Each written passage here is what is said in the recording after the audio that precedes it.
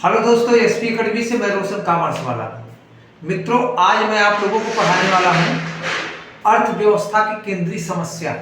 मित्रों, जब कोई व्यक्ति अपने वस्तु का प्रोडक्शन करना चाहता है तो उसके पास सबसे बड़ी व्यवस्था होती है कि क्या प्रोडक्शन किया जाए। तो अर्थव्यवस्था की तीन केंद्रीय समस्या होती है दोस्तों। पहला होता है क्या। क्या का मतलब क्या उत्पादन किया जाए, क्या उत्पादन किया जाए।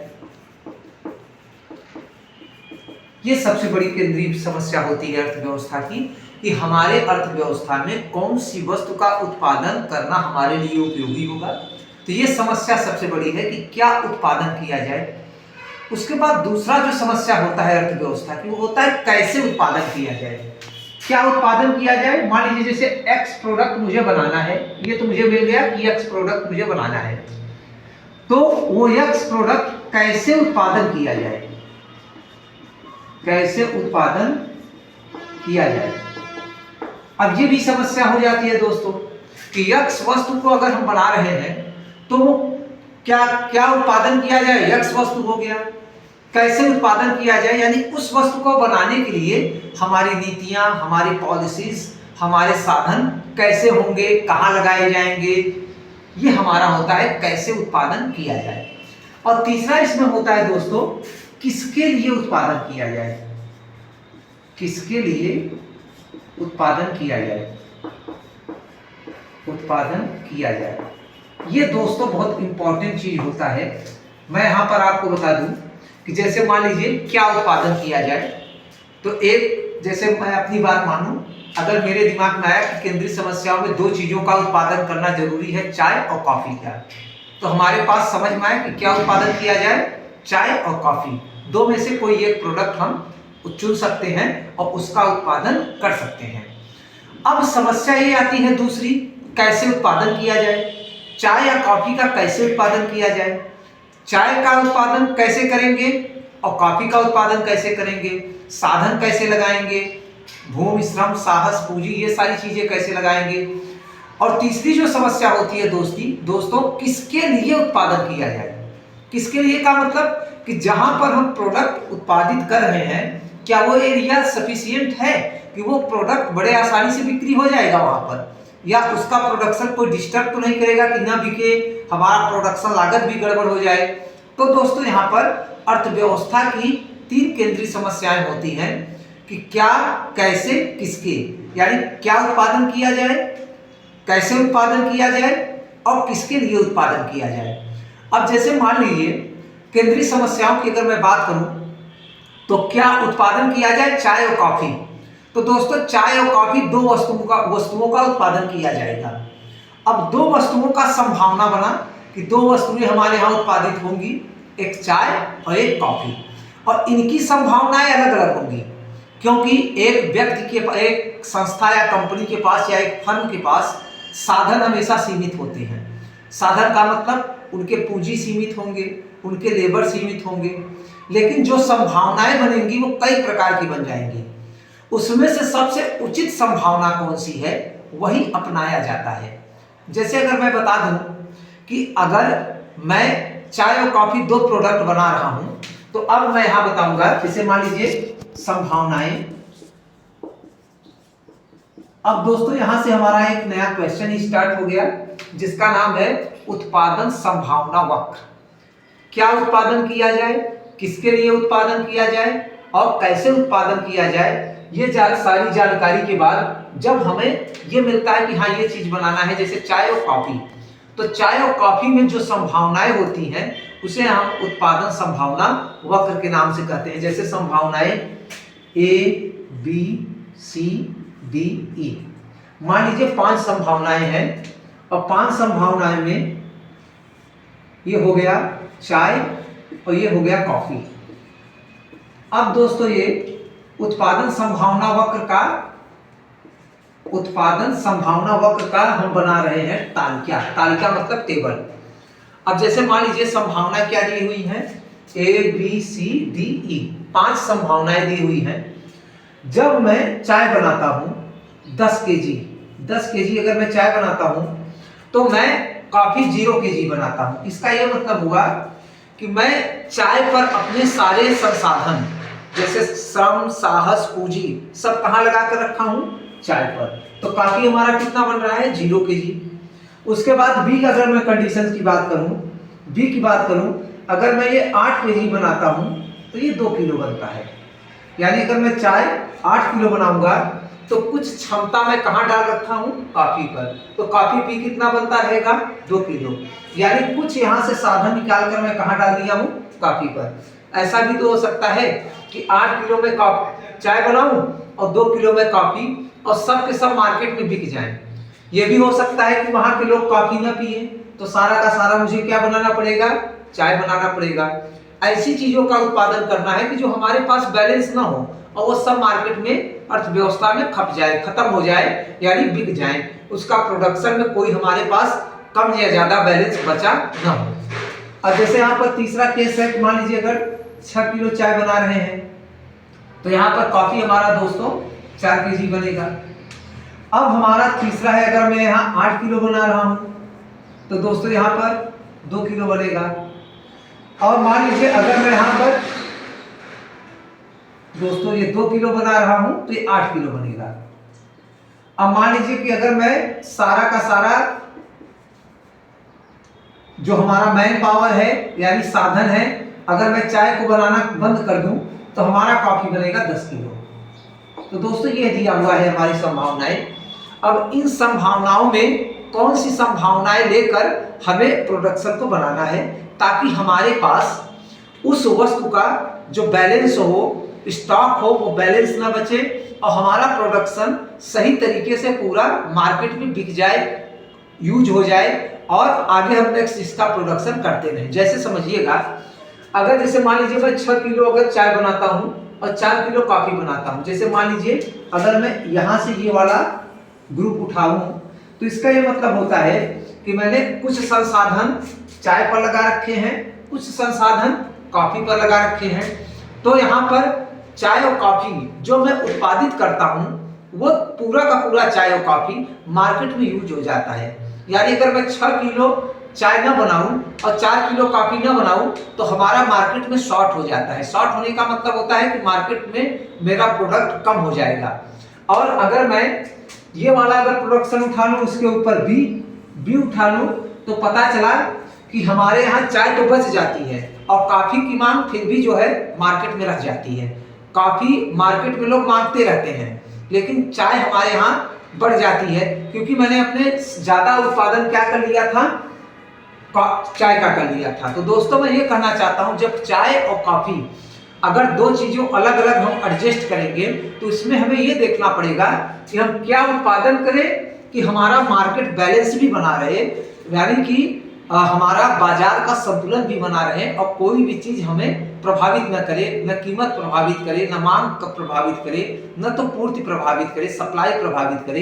तो दोस्तों यहाँ पर मैं ये कहना चाहता हूँ दोस्तों कि ये तालिका है, टेबल है, उत्पादन संभावना का टेबल है। टेबल में ये बताया गया कि A B C D E 5 case दिए हुए हैं, 5 केस अलग अलग दिए हुए हैं कि जब मैं चाय 10 किलो बनाता हूं तो कॉफी हमारा 0 kg बनता है। बी में दिया है चाय अगर मैं 8 किलो बनाऊंगा तो कॉफी 2 किलो बनेगा। और सी 6 किलो चाय पे कॉफी 4 किलो।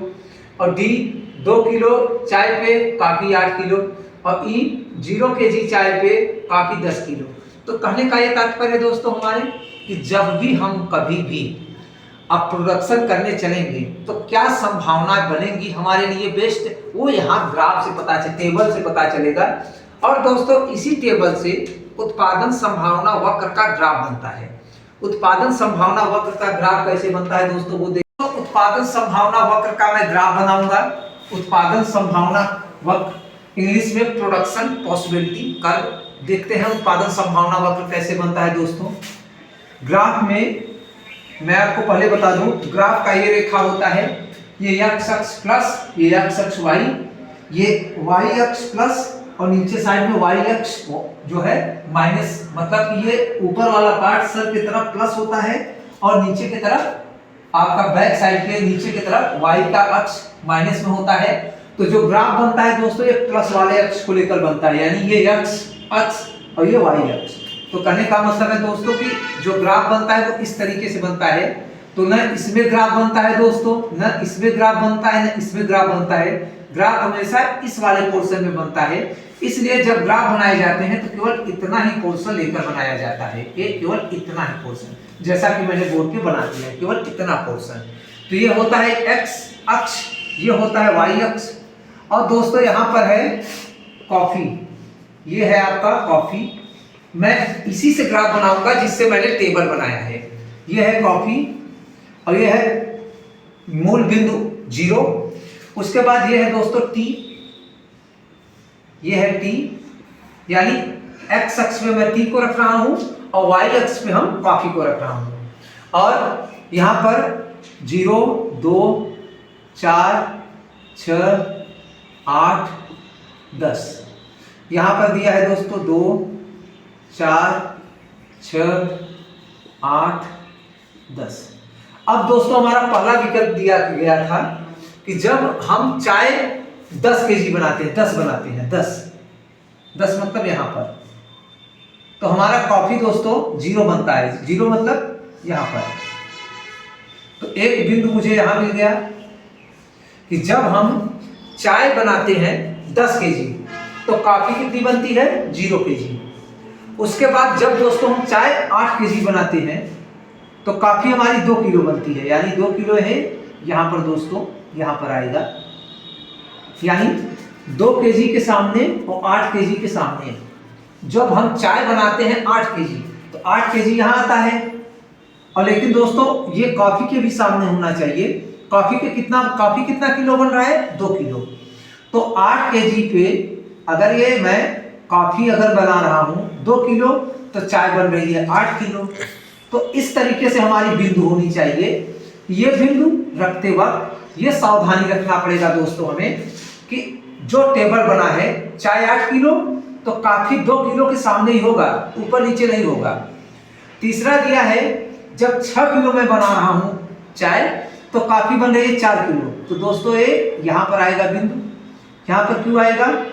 क्योंकि दोस्तों चाय कितनी बन रही है? 6 किलो। तो 6 किलो का सामना ये हो गया दोस्तों, मान लीजिए कहीं पर, यहां कहीं पर हो गया। लेकिन कॉफी भी कितनी है? 4 किलो। तो 6 किलो के भी सामने होना चाहिए और 4 किलो के भी सामने होना चाहिए। उसके बाद अगर मैं चाय बना रहा हूं 4 किलो तो कॉफी बन रही है 6 किलो, यानी 4 के सामने होना चाहिए और 6 के सामने होना चाहिए। जब मैं चाय बना रहा हूं दोस्तों 2 किलो तो कॉफी बन रही है हमारी दोस्तों 8 किलो, यानी 2 के सामने और 8 के सामने होगा। और जब मैं सारे संसाधन कॉफी पे लगा रहा हूं तो चाय हमारी 0 केजी बन रही है। तो पहला हमारा है कि अगर हम सारे संसाधन टी पे लगाएंगे, चाय पे लगाएंगे तो चाय हमारा बनेगा 10 किलो और कॉफी हमारा कुछ भी नहीं बनेगा। दूसरा है कि जब हम संसाधन लगाएंगे दोस्तों 8 किलो, अगर मैं चाय बना रहा हूं तो कॉफी हमारी बनेगी 2 किलो, यानी दोस्तों कुछ ऐसा ग्राफ बन जाएगा। फिर उसके बाद दूसरा दिया हुआ है दोस्तों हमारा कि अगर हम चाय बनाएंगे 6 किलो तो कॉफी बनेगी 4 किलो, मतलब दोस्तों कुछ ऐसा ग्राफ बन जाएगा हमारा। उसके बाद तीसरा दिया है अगर मैं चाय बना रहा हूं 4 किलो तो कॉफी बनेगी हमारी 6 किलो, तो कुछ ऐसा ग्राफ बनेगा दोस्तों। उसके बाद दिया हुआ है अगर चाय बना रहा हूं 2 किलो तो कॉफी बनेगी 8 किलो, तो यहां पर कुछ ऐसा ग्राफ बनेगा। और दोस्तों एक बिंदु यहां पर है, एक बिंदु यहां पर है, इसमें 0 केजी है, तो 0 केजी का पार्ट ये यहीं पर आएगा और इसका भी पार्ट यहीं पर आएगा। तो दोस्तों यहीं से हम एक रेखा खींचते हुए लेकर जाते हैं जिसको हम बोलते हैं PPC curve, production possibility curve. यही ग्राफ होता है उत्पादन संभावना वक्र की। उत्पादन संभावना वक्र का ग्राफ पहले तालिका बनाएंगे कि तालिका में क्या संभावनाएं बनी हुई हैं, फिर उसी संभावनाओं को लेकर हम यहाँ पर उत्पादन संभावना वक्र को बनाएंगे। अब यहाँ उत्पादन संभावना वक्र हमारा क्या बना हुआ है वो आप देख लीजिए। एक साइड में कॉफी है, एक साइड में टी है। जो टेबल था उसी टेबल से मैंने बनाया है। कि जब हम चाय 10 किलो बनाते हैं, कॉफी 0 kg बनती है। चाय 8 किलो बनाते हैं तो कॉफी 2 किलो बनती है। चाय 6 किलो बनाते हैं, कॉफी 4 किलो बनती है। चाय अगर हम 4 किलो बनाते हैं तो कॉफी हमारी 6 किलो बनती है। चाय 2 किलो बनाते हैं तो कॉफी 8 किलो बनती है। चाय 0 kg बनाएंगे तो कॉफी हमारी 10 kg बनेगी। तो ये था उत्पादन संभावना वक्र। यही चीजें जो आप ग्राफ में बनाते हो, यही ग्राफ बनाने के बाद आपको व्याख्या देना पड़ता है। ये कहें कि टेबल के जो पांचों संभावनाएं हैं उन्हीं का व्याख्या दे देना, उत्पादन संभावना वक्र की व्याख्या हो जाएगी। यही जब हम चाय इतना केजी बनाएंगे तो कौन सी चीजें कितनी केजी बनेंगी। तो दोस्तों इसमें मैं आपको बताऊं, उत्पादन की मतलब अर्थव्यवस्था की केंद्रीय समस्या में क्या उत्पादन किया जाए, कैसे उत्पादन किया जाए, किसके लिए उत्पादन किया जाए, ये तो टॉपिक रहता ही है। उसके बाद जो संभावनाएं बनती हैं, उन संभावनाओं को कैसे हम मार्केट में लाएंगे, क्या उत्पादन करेंगे और किस तरीके से उत्पादन करेंगे, यह आपको बताता है उत्पादन संभावना वक्र।